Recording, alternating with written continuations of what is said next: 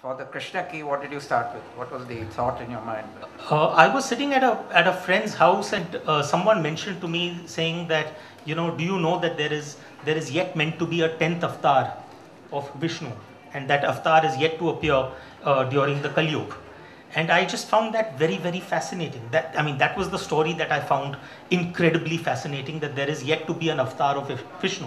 And I said, well, if someone could weave this into a fictional construct, then that would be incredible. So I didn't know anything about Kalki, so I figured that, okay, let me start with what is the obvious. I managed to get hold of a translation of the Kalki Puran. I didn't know that a Kalki Puran exists, but apparently it does.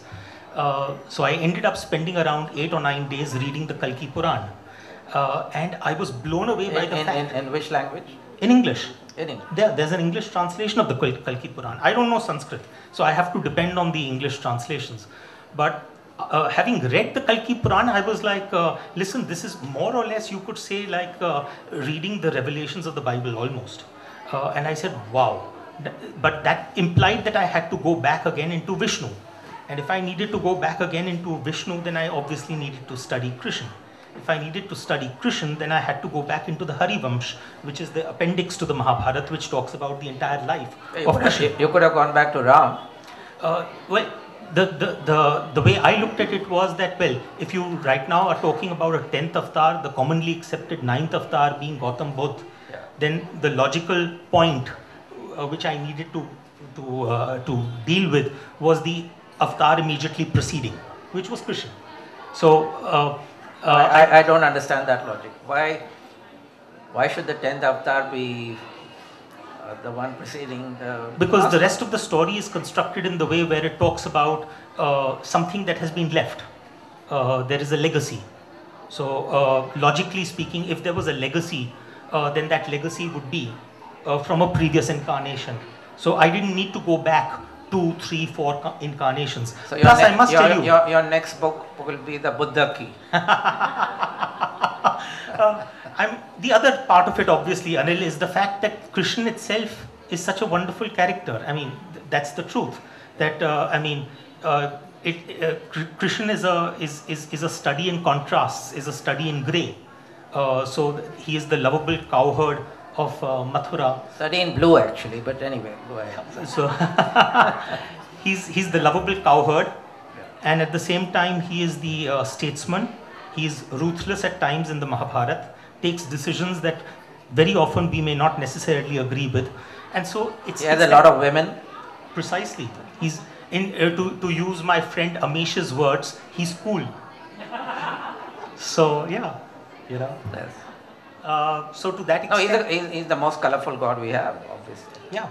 Except for Shiva, who has already been appropriated by someone here. So. Absolutely. There is already very clearly a do not enter sign out there. So.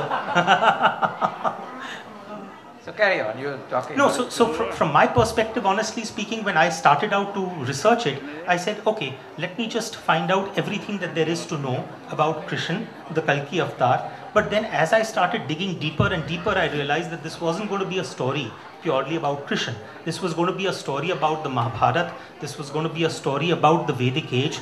It was going to be about the advanced levels of civilization which probably existed at that time, because there was just so much interesting material out there which I needed to weave into the story. So 8 months later or 9 months later, once I had finished my research, which was almost around close to 52 odd books having been read during that period, I was left with about roughly 250 historical and mythological points. And as I mentioned, those were my columns and beams, the construction framework. And then I knew that the remaining bits I can fill up with my brick walls, and that's the fiction. So the way I like to look at my work is that I have 2 pieces of bread, the sandwich, which is basically the history, which I don't mess with. And then between those 2 slices of bread, I'm free to pretty much put in whichever brand of filling that I want. Right. And what you put between the 2 slices of bread is a very modern mystery thriller But that is not necessarily the path you could have gone, right? Absolutely. Yeah. I mean, this book could have been written very differently. But I have lived in a situation where I suffer from a very, very low attention span. I mean, my wife has stopped going for movies with me because she says that it's impossible to watch a movie with you because you get fed up in 20 minutes or half an hour or 45 minutes, then you want to get up. If you suffer from this deficit attention span, then who does your research for 8 or 9 months? Yeah, that's Again, outsourced again. Outsourced. The low attention span automatically implies that even in terms of my reading choices, I mean, forget what I do in terms of research, but if I have to read a book, then I would rather read something which moves fast, which is racy, pacey, and where the pages turn pretty much automatically. So you would read your own book? And lots of others also. But yeah, I mean, I think the old proverb which says that easy reading is damn hard writing is so true, because you really need to work on every page, on every paragraph, in order to craft it so that the page turning becomes effortless for your reader. Actually, that's a good point, because when you read a book like yours and you're quickly moving through the pages, and because the story is so compelling, you want to not spend too much time.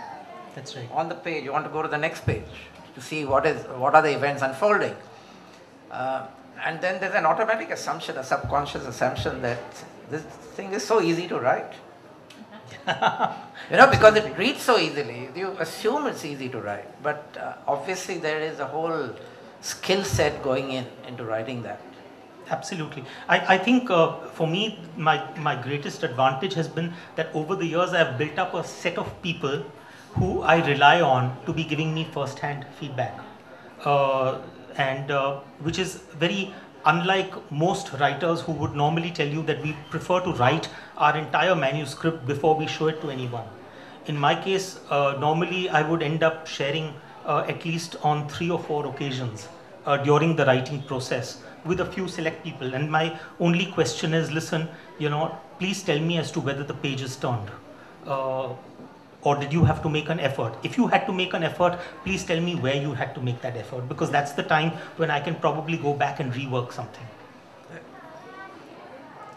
Now, your background is of a non-writer. Yeah. Apparently now you're doing a PhD in creative writing?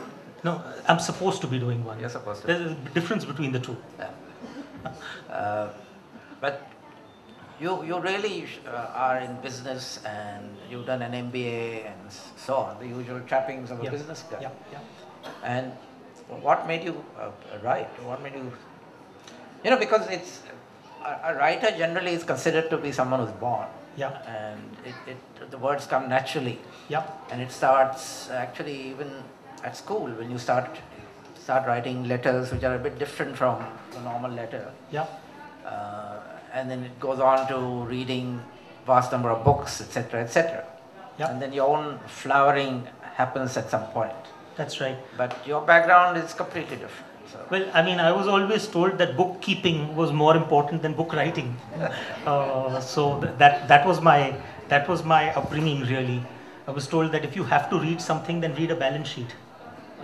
So I come from a family, honestly, Anil, which a family which normally, hasn't much read a book. Forget about having written a book.